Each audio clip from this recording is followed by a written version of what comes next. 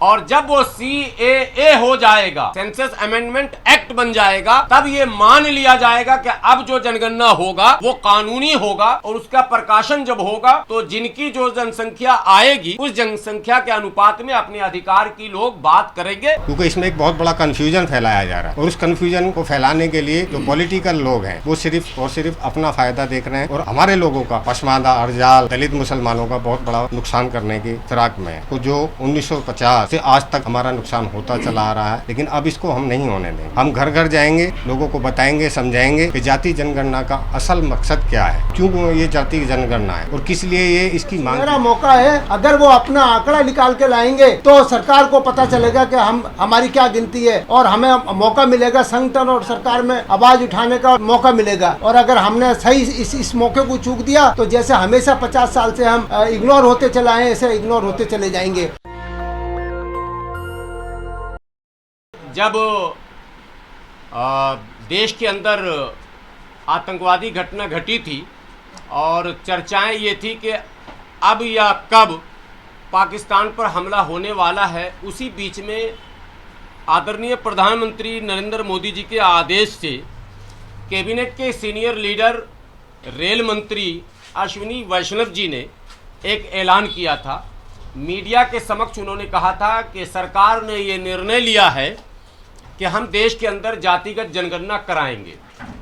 आपके संज्ञान में होगा कि विपक्ष के कई नेता, लीडर ऑपोजिशन माननीय राहुल गांधी जी, सपा मुखिया अखिलेश यादव जी, आरजेडी के लीडर तेजस्वी यादव जी और इस तरह के कई लीडरों ने देश के अंदर जातिगत जनगणना कराने की मांग पहले से कर रखी थी।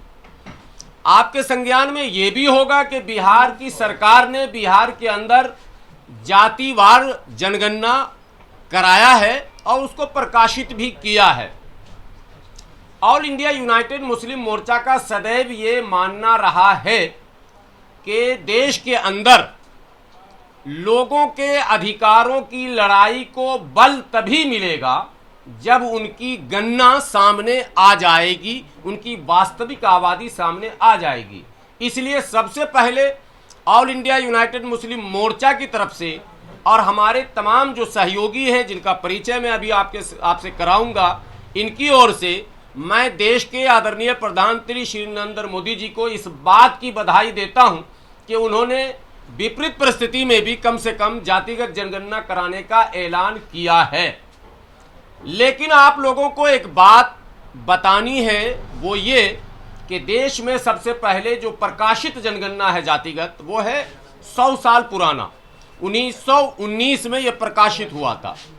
उसके बाद भी जातिगत जनगणना होने थे, लेकिन पूरे विश्व की स्थिति उस समय डामाडोल थी। आपको पता ही है कि आधी दुनिया पर हुकूमत करने वाली वो सरकार जिसे ब्रिटिश आप कहते हैं, वो विश्व युद्ध में उलझा हुआ था और इसीलिए दूसरी और तीसरी बार जातिगत जनगणना प्रकाशित नहीं हो पाया। भारत स्वतंत्र हुआ, कई देश आज़ाद हुए। उसी बीच भारत में जब पहली जनगणना होनी थी तब देश के प्रधानमंत्री ने एक कानून बनाकर, पॉइंट इसको नोट करेंगे, कानून बनाकर जातियों के आंकड़े को प्रकाशित करने पर प्रतिबंध लगा रखा है। अब सवाल यह पैदा होता है कि जो चीज पहले से प्रतिबंधित है, अगर उसका ऐलान भी सरकार करती है तो सरकार को उसमें कानूनी तौर पर फिर से यह बताना होगा, यानी कानूनी संवैधानिक गिनती करनी होगी। इसलिए आज आप लोगों को हमने कष्ट दिया। ऑल इंडिया यूनाइटेड मुस्लिम मोर्चा की ओर से हम प्रधानमंत्री जी से, विपक्ष के नेता से ये मांग करते हैं कि आप सबसे पहले CAB लाएं। अब CAB का नाम सुनकर या CAA का नाम सुनकर लोगों को याद होगा कि एक बड़ा आंदोलन हमारे यहाँ हुआ था, लेकिन दोनों का फुल फॉर्म अलग है। वो था CAB सिटीजन, मैं कह रहा हूँ कास्ट जिसको आप कहते हैं या सेंसस जिसको कहते हैं, सेंसस अमेंडमेंट बिल पहले सदन में लाया जाए। ये प्रधानमंत्री जी से विनती है और विपक्ष के नेता से विनती है कि वो भी इस आवाज़ को उठाएं। अगर वो मुखलिस हैं, अगर वो दिल से चाहते हैं कि जिसकी जो भागीदारी है उसको उतनी हिस्सेदारी मिले आबादी के अनुपात में, तो वो एक सदन में बिल लाएं जिसको CAB मैं कह रहा हूं, सरकार जो चाहे नाम रख ले, सेंसस अमेंडमेंट बिल, और जब वो CAA हो जाएगा, सेंसस अमेंडमेंट एक्ट बन जाएगा, तब ये मान लिया जाएगा कि अब जो जनगणना होगा वो कानूनी होगा, और उसका प्रकाशन जब होगा तो जिनकी जो जनसंख्या आएगी उस जनसंख्या के अनुपात में अपने अधिकार की लोग बात करेंगे और राजनेता भी उसकी बात करेंगे। लेकिन यदि बिल नहीं आता है तो एक तो टाइम टेबल पर शंका है कि टाइम टेबल क्या रहेगा, कब समय मिलेगा नहीं मिलेगा। दूसरे, बिल अगर नहीं आता और सरकार ऐलान कर देती है तो बिहार का एक अनुभव है, बिहार में राज्य सरकार ने जब बात की कि हम जातिगत जनगणना कराएंगे तो कई लोग कोर्ट का दरवाज़ा खटखटाए, कोर्ट ने इस जनगणना पर रोक लगाया। फिर सरकार ने कोर्ट को यह समझाया कि हम इसका कोई इस्तेमाल नहीं करेंगे, हम तो सिर्फ जानना चाहते हैं परिस्थितियां कैसी हैं और कौन सी जाति क्या कितनी आबादी रखती है। कई शर्तों पर कोर्ट ने सरकार को यह अनुमति दी और सरकार ने जातिगत जनगणना कराई। लेकिन उस जनगणना के आंकड़े के बाद भी बिहार में कोई आंदोलन खड़ा नहीं हो पाया। भागीदारी को लेकर, हिस्सेदारी को लेकर कोई दावा नहीं पेश हो सका। इसका मतलब है कि कानूनी तौर पर वो गिनती अभी तक नाफिजुल अमल नहीं माना गया, यानी उसको कानूनी दर्जा अभी नहीं मिला। इसलिए यूनाइटेड मुस्लिम मोर्चा का यह मानना कि अगर आप ईमानदार हैं, आप दयानतदार हैं, आप चाहते हैं कि जिन बिरादरियों की जो आबादी है उनकी सियासी हिस्सेदारी, उनकी माशी हिस्सेदारी, उनके तमाम शोबे में उनकी बराबर की हिस्सेदारी हो, तो उसके लिए कानूनी अमेंडमेंट जरूरी है। जब तक कानून का सहारा उसको नहीं मिलेगा उसको, तब तक वो जो है वो अमल के लायक यानी इम्प्लीमेंटेशन उसका नहीं हो पाएगा। तो इसलिए यह आज का प्रेस कॉन्फ्रेंस स्पेशली इस मुद्दे पर है कि हम सरकार से CAB की अपील करते हैं और CAB के बाद CA यानी सेंसस अमेंडमेंट बिल सदन में लाया जाए, ये मांग। दूसरी मांग, लगातार देश के अंदर मॉब लिंचिंग हो रही है, लगातार। अभी जो पहलगाम हमला हुआ था उसके बाद भी कुछ सरपसंद नासिरों ने, कुछ सरफिरों ने, कुछ देश के मतलब देश का हित नहीं चाहने वालों ने देश के अलग अलग जगहों पर धर्म पूछ कर उनके दुकानों पर, मकानों पर, उनके तमाम चीज़ों पर हमले शुरू किए थे। मॉब लिंचिंग की कई खबरें आई हैं और परसों छपरा के अंदर जब पूरे भारत के अंदर शोक था और छपरा शहर में हजारों लोग सड़क पर उस शहीद के जनाजे का इंतजार कर रहे थे, जो SI इम्तियाज का जनाजा पहुंचा है, उसका इंतजार सड़क पर हो रहा था। और उसी वक्त शहर कोतवाली के अंदर ही एक कुरैशी नौजवान को एक हुजूम ने मार मार के, सिर्फ इस पर कि गाय का उसमें भी एंगल लाया गया, उसकी मॉब लिंचिंग कर दी, उसे मौत के घाट उतार दिया। तो मॉब लिंचिंग लगातार हो रहे हैं। ज्यादातर 90 से 95% मॉब लिंचिंग के शिकार जो है वो पसमानदा मुसलमान हो रहे हैं। ज्यादातर अभी भी जो छपरा में हुआ वो कुरैशी हुआ और ज्यादातर पसमानदा मुसलमान हो रहे हैं।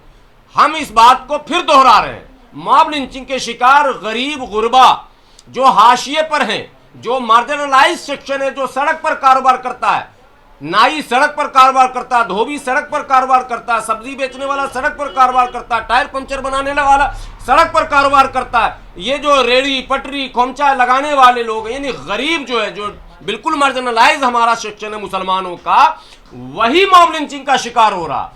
8 वीडियो अभी ऐसे आए हैं जिसमें लड़का साइकिल से फेरी कर रहा और उस पर हमले हुए, मतलब वही सेक्शन है। ऑटोमेटिकली रिक्शा चलाने वाले, ठेला चलाने वाले, रेड़ी पटरी वाले, इनका ही मॉब लिंचिंग हो रही है। ऐसे में ये बात साफ लफ्जों में सामने आता है।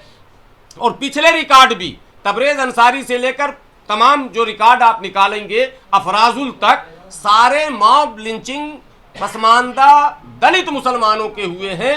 तो प्रधानमंत्री जी से भी हमारी मांग है और विपक्ष के नेता से भी हमारी मांग है कि जिस तरह से 1989 में प्रिवेंशन ऑफ एट्रोसिटी एक्ट बनाकर भारत के दलितों और आदिवासियों के प्रोटेक्शन का इंतजाम किया गया था, सोशल प्रोटेक्शन, लीगल प्रोटेक्शन, इसी तरह से या तो मुसलमानों के उस तबके को मुसलमानों के उस तबके को जो मार्जिनलाइज्ड है उसको आप या तो प्रिवेंशन ऑफ एट्रोसिटी एक्ट 1989 में एडजस्ट कर दीजिए या फिर इनके लीगल प्रोटेक्शन का इंतजाम कीजिए ताकि कम्युनल पॉलिटिक्स पर लगाम लग सके। ये दो अहम मुद्दे हैं जिसको लेकर हम लोगों ने आज पीसी की है। में जो गलतफहमियां फैलाई जा रही हैं, जो अफवाहें आ रही हैं, कुछ कथित तौर पर लोग वीडियोस बना रहे हैं कि भाई धर्म के कॉलम में इस्लाम लिखना और जाति के कॉलम में मुसलमान लिखना इत्यादि इत्यादि, इन अफवाहों को कैसे लगाम लगाया जाए, जातिगत जनगणना का जो उद्देश्य है उसकी कैसे पूर्ति की जाए, इस पर बात जो है हम लोग पहुंचाना चाहते हैं। जो जातिगत जनगणना में जो लिखा जाना है वो असल लिखा जाना है वो जो कास्ट की सूची में है, क्योंकि इसमें एक बहुत बड़ा कन्फ्यूजन फैलाया जा रहा है और उस कन्फ्यूजन को फैलाने के लिए जो पॉलिटिकल लोग हैं वो सिर्फ़ और सिर्फ अपना फ़ायदा देख रहे हैं और हमारे लोगों का, पसमानदा, अर्जाल, दलित मुसलमानों का बहुत बड़ा नुकसान करने की फिराक में है। तो जो 1950 से आज तक हमारा नुकसान होता चला आ रहा है, लेकिन अब इसको हम नहीं होने देंगे। हम घर घर जाएंगे, लोगों को बताएंगे, समझाएंगे कि जाति जनगणना का असल मकसद क्या है, क्यों ये जाति जनगणना है और किस लिए ये इसकी मांग की जा रही थी। हम घर घर जाएंगे, सबको बताएंगे कि हमें जो लिखना है, जो असल लिखना है, हमें कास्ट की सूची पढ़ के लिखना है। हमें अपनी कास्ट की सूची निकालनी है, चाहे वो ओबीसी कास्ट की सूची है, चाहे वो शेड्यूल कास्ट की सूची है, चाहे वो जनरल कास्ट की सूची है। वो पहले अपनी सूची में देखें कि वो उनकी बिरादरी को लिखा हुआ क्या है। तो ये बहुत बड़ा कन्फ्यूजन है। सिर्फ इस्लाम का ही कन्फ्यूजन नहीं है कि भाई जाति जनगणना में इस्लाम और मुसलमान लिखा जाए, सिर्फ ये कन्फ्यूजन है। ये सबसे बड़ा कन्फ्यूजन होगा जाति जनगणना में, जैसे कि बिहार की जनगणना में बहुत बड़ा कन्फ्यूजन देखने को मिला और कई स्टेटों में ऐसा है कि कुछ जगह पे कुछ सरनेम हैं लेकिन सभी स्टेटों में नहीं है। तो इस बात को समझना बहुत ज़रूरी है ताकि जाति जनगणना का असली फ़ायदा जो गरीब तबके को मिलने वाला है वो आपको मिल सके, क्योंकि आप गरीब भाई सबसे ज़्यादा इसमें पिछे हुए हैं। जाति जनगणना ना होना सिर्फ़ और सिर्फ इन गरीबों का नुकसान हुआ है, चाहे वो ओबीसी कास्ट की सूची में हो, चाहे वो एसटी या एससी कास्ट की सूची में हो, सभी का नुकसान हुआ है। और इस नुकसान को बचने के लिए ये बहुत ज़रूरी है कि जाति जनगणना का जो मेन पॉइंट है, ख़ासतौर से मुसलमानों के लिए, कि वो खाली मुस्लिम ना लिखें, वो अपनी जाति लिखें, वो जाति लिखें जो आपकी सूची में है। जो सरनेम प्रचलित है, जो राइज है, उसका ना जिक्र ना करें। चूँकि बिहार में जो इन्होंने अभी बात बताई तो वो मैं अभी लिस्ट बिहार का देख रहा था, उसमें धोबी के साथ साथ कई लोगों ने हवारी लिखा, जिसकी वजह से जनसंख्या उनकी कम आई सामने। क्योंकि जो जनगणना करने आता है वो जातियों का कोई एक्सपर्ट बहुत बड़ा नहीं होता, उसका तो काम है सिर्फ पूछ लेना। अब ये आपकी जिम्मेदारी है कि आपके पास क्या इल्म है और समाज में आपने कितना लोगों को जागरूक किया।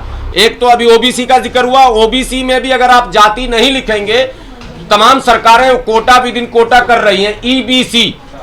अब उसमें जो एक्सट्रीमली बैकवर्ड क्लासेज हैं, जो 2 पार्ट किया गया और एससी में भी 2 पार्ट किया गया, अभी आप लोगों को पता है।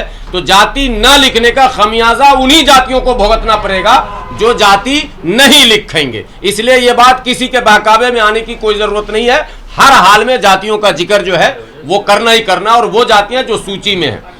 और उनसे अनुरोध करता हूं कि इस संवेदनशील मुद्दे को बड़ी बारीकी से लें और जो जरूरी मुद्दे बातें हैं उनको लोगों तक पहुंचाने का काम करें।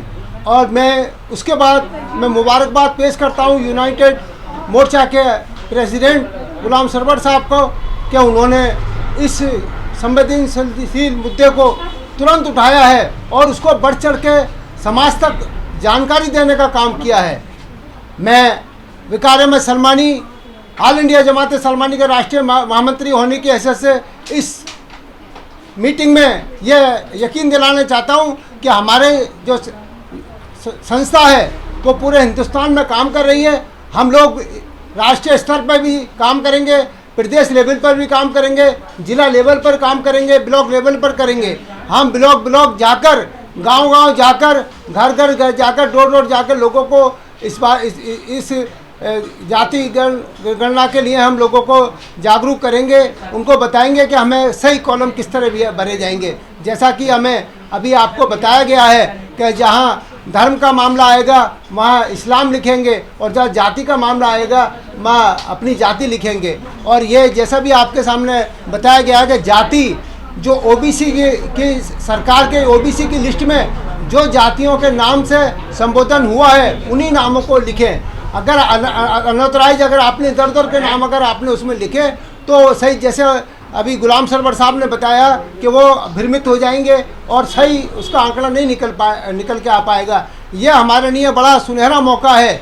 हमारी जो पसमानदा बिरादरियां हैं, मुस्लिम पसमानदा बिरादरियों के लिए ये सुनहरा मौका है। अगर वो अपना आंकड़ा निकाल के लाएंगे तो सरकार को पता चलेगा कि हमारी क्या गिनती है और हमें मौका मिलेगा संगठन और सरकार में आवाज़ उठाने का और मौका मिलेगा। और अगर हमने सही इस मौके को चूक दिया तो जैसे हमेशा 50 साल से हम इग्नोर होते चले आए ऐसे इग्नोर होते चले जाएंगे। तो मैं समस्त मुस्लिम पसमानदा के बिरादरियों से मैं अनुरोध करूंगा कि भाई संवेदनशील मुद्दे को बढ़ चढ़ के हिस्सेदारी निभाएं। और मैं इस मुबारक मौके पर मैं अपने देश के प्रधानमंत्री जनाब नरेंद्र मोदी जी का भी मैं वेलकम करता हूं, स्वागत करता हूं कि वो जितने भी मुद्दे ला रहे हैं हम लोगों के फ़ायदे के लिए ला रहे हैं। चाहे वो मुखालिफ पार्टी वाले उसको विरोध कर रहे हैं लेकिन उनके विरोध करने से कुछ नहीं हो रहा। जो मुद्दे इम्प्लीमेंट पे आए जो लागू हुए हैं वो समाज के फ़ायदे के लिए हुए हैं और लोग उसका फ़ायदा उठा रहे हैं। इसी तरीके से ये जाति जनगणना का मुद्दा जब ब्लूप्रिंट निकल कर आएगा और ये जब सरकार इसको लागू करेगी, इसको इम्प्लीमेंट करेगी तो मुझे उम्मीद है नरेंद्र मोदी जी का जो हमारे लिए जो सपना है वो पूरा होगा और कामयाबी मिलेगी और हमारी जनगणना और हमारी संख्या निकल के आएगी और हम सरकार में भी हिस्सेदारी मांगेंगे और संगठन में भी हिस्सेदारी मांगेंगे और हमारी फलाह बहबूदगी में ये मुद्दा कारगर साबित होगा। नेशनल दस्तक की आपसे गुजारिश है कि अगर इसको बचाना चाहते हैं तो नेशनल दस्तक को सब्सक्राइब करने के लिए रेड कलर के सब्सक्राइब बटन को दबाएं, फिर बेल आइकन की घंटी दबाएं। नेशनल दस्तक को बचाने के लिए बहुत जरूरी है कि हर खबर को शेयर करें, लाइक करें, कमेंट जरूर करें।